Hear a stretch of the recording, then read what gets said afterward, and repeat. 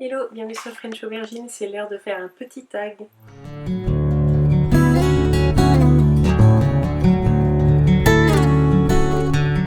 Alors je sais que la dernière fois j'avais dit que je ferais un book haul, mais c'est prévu parce qu'il faut vraiment que je m'y attelle, parce qu'en octobre j'ai vraiment craqué comme je vous disais, et il faut que je vous montre tout ce que j'ai avant de passer aux achats d'après, même si honnêtement en novembre je vais vraiment me tenir au no-buy parce que ma pile à lire a vraiment pris une claque et ça devient n'importe quoi, donc on va un petit peu s'arrêter.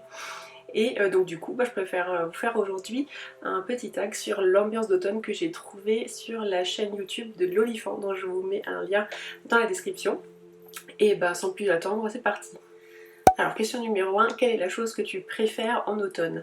Alors il n'y en a pas qu'une, en fait en automne ce qui me plaît le plus c'est le retour de la fraîcheur parce que comme je l'ai assez dit, l'été pour moi c'est une période infernale de souffrance, donc le retour de la fraîcheur déjà c'est un bonheur, et on peut ajouter à ça l'ambiance colorée de l'automne que j'adore, c'est vraiment ma saison préférée pour ça. Il fait frais, on peut se promener dehors, les couleurs sont belles, quand il pleut pas bien sûr.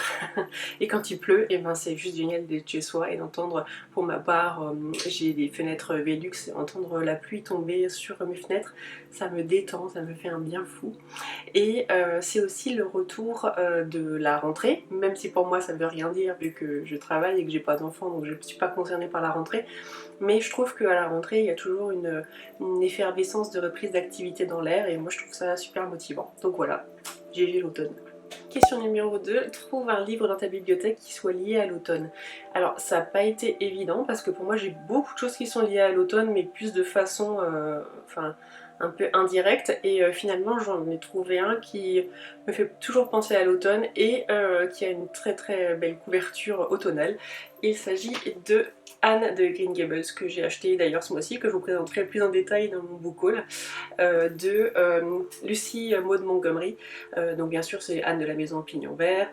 Quand j'étais gamine, j'avais tellement adoré la série, les différents films, et bien sûr j'ai adoré Anne with an E qui est sortie il n'y a pas longtemps, et donc voilà, je trouve que la couverture fait très automne, et puis l'ambiance elle-même du livre est assez automnale.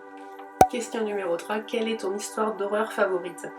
Alors j'adore les histoires d'horreur, il y en a beaucoup que j'aime, mais il y a deux mythes qui se détachent des autres et qui résonnent particulièrement chez moi. Le premier c'est celui de Dracula, des vampires en général, mais surtout de Dracula. Ça m'accompagne depuis mon enfance, et un jour je pense que je ferai une petite vidéo sur les vampires et moi, comment c'est rentré dans ma vie quand j'étais petite, parce que c'est assez drôle, je trouve. Et donc voilà, Dracula pour moi c'est lié à mon enfance, c'est lié à mes premiers émois cinématographiques avec l'adaptation de Coppola, et aussi mes premiers émois littéraires, vu que j'ai assez rapidement enchaîné sur le roman qui est une merveille absolue. Du coup voilà, Dracula pour moi c'est énormissime. Et la seconde histoire d'horreur qui me passionne, ce sont toutes les histoires qui tournent autour du mythe de la Dame Blanche, que l'on trouve dans énormément de cultures, et je trouve ça fascinant de voir comment le mythe est réinterprété suivant les cultures, suivant les époques. Il y a beaucoup de choses à dire là-dessus, entre la dame qui pleure parce que quelqu'un va bientôt mourir, celle qui vous attend sur le bord de la route pour faire de l'autostop et qui veut vous prévenir que vous allez mourir dans un accident, etc. Je trouve que c'est un mythe vraiment fascinant, et donc voilà, Dracula et la Dame Blanche, ce sont mes histoires d'horreur favorites. Question numéro 4, quel est ton film d'horreur préféré? Alors, là c'est un peu compliqué, parce que j'ai eu une période au début de ma vingtaine où j'adorais les films d'horreur, et aujourd'hui je les supporte beaucoup moins bien. Je sais pas, plus je vieillis et plus je deviens sensible. Mais il y a quand même, j'ai envie de citer 3 films qui sont dans mon top 3 en fait, et qui n'ont pas été égalés depuis. Ce sera à chaque fois des films asiatiques, donc japonais et coréens. Le premier c'est l'indétrônable Ring, dont je n'ai jamais lu le roman d'ailleurs, tiens maintenant que j'y pense. Que je pense tout le monde connaît, mais pour vous faire le pitch très rapidement, c'est une histoire de cassette vidéo qui, quand on la regarde, vous jette une malédiction, puis on reçoit un coup de fil, puis on meurt dans la semaine. Et donc il y a toute l'histoire autour du personnage de Sadako qui est fascinante, et l'horreur japonaise elle a ce côté extrêmement esthétique et extrêmement lent que je trouve absolument fascinante et vraiment terrifiante. Du même réalisateur, ensuite j'ai envie de citer Darkwater, qui se passe évidemment aussi au Japon, où tout un immeuble va se retrouver infecté par une espèce de fantôme à travers l'eau courante. Et moi qui suis déjà un peu phobique de tout ce qui vit dans l'eau, je peux vous dire que j'avais vraiment les miquettes. D'ailleurs je ne l'ai vu qu'une fois et il m'a tellement marqué, j'ai pas du tout envie de le revoir parce que c'était waouh, c'était hyper dur. Et comme à chaque fois dans les films de ce réalisateur, on part toujours d'une femme fraîchement divorcée comme personnage principal. Ça donne toujours ça donne un côté particulier, surtout au Japon où ce genre de personne n'est pas, on croise pas une femme divorcée à tous les coins de rue. Bref, voilà, donc Ring et Darkwater pour moi c'est voilà, merveilleux. Et le troisième film que j'avais envie de citer, c'est Deux Sœurs, qui est un film coréen. On va suivre deux sœurs, voilà, la blague de l'année, dont l'une est particulièrement maltraitée par leur nouvelle belle-mère. Et je ne sais même pas comment faire un résumé de ce film, tellement il est... C'est un film d'ambiance, totalement. Le scénario, finalement, c'est une chose un peu accessoire. On est vraiment sur de la peur d'enfant, en fait, ou de préado. On va voir comment ces deux sœurs vont se retrouver à se dépêtrer avec le fantôme de leur mère, si je me souviens bien.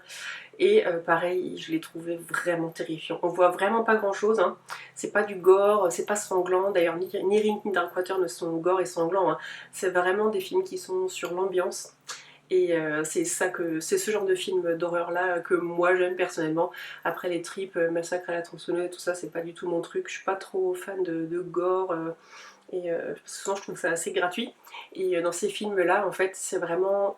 On joue vraiment sur l'ambiance, le ressenti des gens, l'empathie qu'on a pour eux, on a peur pour eux. Enfin, c'est toujours très finement joué. Et il y en a d'autres que je pourrais citer, mais ceux-là, c'est vraiment mon top 3. Question 5. Quel est le livre que tu as le plus hâte de lire cet automne? Alors, c'est un livre qui est dans ma palle pour le Pumpkin Autumn Challenge et que j'ai toujours pas lu, je sais pas pourquoi. Parfois j'ai tellement envie de lire des livres que j'ai envie d'attendre que ce soit le moment, mais il sera lu cet automne, ça c'est sûr. C'est Journaux troublés, donc je vous mets une petite miniature là, et dont je vous ai déjà parlé plusieurs fois dans un book haul et dans la palle du Pumpkin Autumn Challenge, donc je m'arrête là. Question 6. Quelle sortie de film attends-tu le plus pour cet automne? Et bien je vais vous dire, rien du tout. Alors, j'attends plus grand chose de ce qui sort au cinéma, je préfère me laisser surprendre. Je suis plus trop l'actualité du cinéma non plus du coup.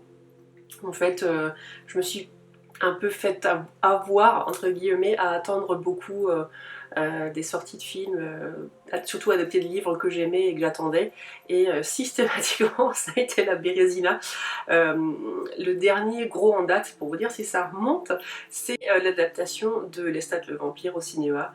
Je l'ai attendu, je regardais les castings sur internet, etc. Et ben voilà, sans commentaire, à part Alia qui est merveilleuse, Stuart Townsend qui s'en sort à peu près bien, le reste c'est une catastrophe. Et voilà, ce sentiment de déception, j'ai pas forcément envie de le revivre, donc maintenant quand il y a des livres que j'aime qui sont adaptés, je me dis au pire je serai bien surprise et puis agréablement surprise, pardon, mais sinon bah, j'essaye de m'en fiche un petit peu. Comme tout le monde, j'attendais bien sûr la sortie du film Kaamelott qui a été repoussé, mais bon, c'est pas grave. Je le regarderai quand il sortira. Je suis pas impatiente pour que les choses sortent. Je veux dire, j'ai assez de choses à découvrir en attendant. Donc voilà. Le cinéma, bon, oui. D'ailleurs, tout simplement, en fait, le cinéma, moi, j'y vais plus depuis un moment, en fait, et je préfère largement regarder les films plus tard en VOD ou en DVD, parce que voilà, je suis une asociale à un tel point qu'aller au cinéma, c'est pas possible. Question 7. Un livre parfait à lire au coin du feu. Et bien, je vais revenir sur mon bon vieux classique, Dracula de Bram Stoker. Alors, pour moi, c'est vraiment... Vous allez peut-être trouver ça bizarre, mais pour moi, c'est vraiment un bouquin cosy. Ça se lit, c'est liquide, c'est tellement bien écrit, c'est gothique, c'est romantique, c'est passionné, la langue est magnifique, enfin, le boulot de traduction est génial. Je l'ai lu et relu je ne sais combien de fois, d'ailleurs admiré quand même comme il est en bon état malgré les multiples lectures. Mais vraiment pour moi ça c'est indétrônable, parfait à lire au coin du feu, vraiment. Question 8. Un livre que tu utiliserais pour allumer ce feu. Donc je suppose un livre que j'ai détesté. Alors honnêtement, même un livre que j'ai détesté, je ne peux ni le jeter ni le brûler, c'est pas possible. Il faut que je le donne à quelqu'un ou j'essaie de le vendre à 1 €. Mais non, je détruis pas les livres, voilà. Par contre, clairement, si je pense à des livres que j'ai détestés, il y a Le meilleur des mondes de Aldous Huxley. Je sais que tout le monde l'adore, mais moi je l'ai lu il n'y a pas longtemps, donc déjà adulte, et je pense que si je l'avais lu ado, je l'aurais trouvé bien. Mais alors une fois adulte, je l'ai trouvé d'un sexisme, mais vraiment confondant. Je l'ai trouvé absolument horrible et ça m'a complètement sorti du propos. Et donc voilà, ça je l'ai vraiment détesté. Je crois que c'est le livre que j'ai le plus détesté. Question 9. Comme après un gros rhume, un livre que tu es content d'avoir terminé. Alors donc pareil, un livre sans doute que j'ai pas aimé et que j'ai lu en entier parce que j'ai ce truc affreux, je n'arrive pas à laisser une lecture en plan même si j'aime pas. Enfin j'en avais déjà parlé quand j'avais parlé de Sirène que j'avais pas aimé. Et je pense, j'aimerais bien essayer de changer là-dessus et de me dire que si ça me plaît pas, j'arrête et tant pis. Mais c'est un gros travail à faire sur soi, visiblement, enfin en tout cas pour moi. Et alors dans cette catégorie-là, j'en ai un 600 pages de pavé qui m'a saoulée et pourtant, Dieu sait que j'en attendais quelque chose. C'est Le Ton du Loup de Anne Rice, que j'essaye désespérément de refourguer à quelqu'un. Si quelqu'un le veut, hein, n'hésitez pas à m'écrire. J'attendais le retour d'Anne Rice pour retrouver des sensations que j'avais eues en la lisant quand j'étais ado, et puis force est de constater qu'elle est sans doute restée la même, mais pas moi. Et comme le domaine Blackwood qui m'a laissé comme ça, un peu mitigé, mais alors celui-là, je l'ai trouvé vraiment mauvais, mais mauvais. Et j'ai tenu jusqu'au bout, j'en pouvais plus, et c'était... Voilà, j'en dirai pas plus, mais j'ai détesté, j'ai vraiment détesté. Question numéro 10, un film ou une série que tu regardes encore et encore quand le froid revient. Et bah c'est marrant parce que c'est exactement ce qu'on fait chez nous. Quand le froid revient, on regarde des séries doudou, et il y en a 2 qu'on regarde quasiment tous les ans. La première c'est Kaamelott, qu'on connaît par cœur, mais tous les ans on se la regarde quand il commence à faire froid, moche et que ça devient déprimant, genre fin novembre typiquement. Et l'autre série c'est Scrubs, qui est une série hospitalière, comique, mais aussi qui fait un peu pleurer, qui passait sur M6 au début des années 2000. Elle est un peu moins connue que Kaamelott, donc au cas où vous ne connaîtriez pas. On suit 2 jeunes internes, un interne en chirurgie et un interne en médecine, qui sont les meilleurs amis du monde et qui habitent en coloc, et on suit leur péripéties dans leur apprentissage et leurs premières années à l'hôpital. Leurs rencontres amoureuses, leur vie de tous les jours, leurs complexes, tout est détaillé. Et c'est à la fois très drôle et parfois extrêmement touchant. Je recommande chaudement. Et voilà, j'ai fini pour ce tag, j'espère que ça vous a plu. Si vous avez envie de le faire, je vous mettrai les questions dans la description. Et si vous avez envie de laisser un petit mot pour me dire ce que vous avez pensé de mes réponses ou quelles seraient les vôtres, n'hésitez pas à me laisser un petit commentaire, je serai ravie de vous lire. Et puis moi je vous dis à la prochaine fois pour le book haul cette fois-ci. Bisous!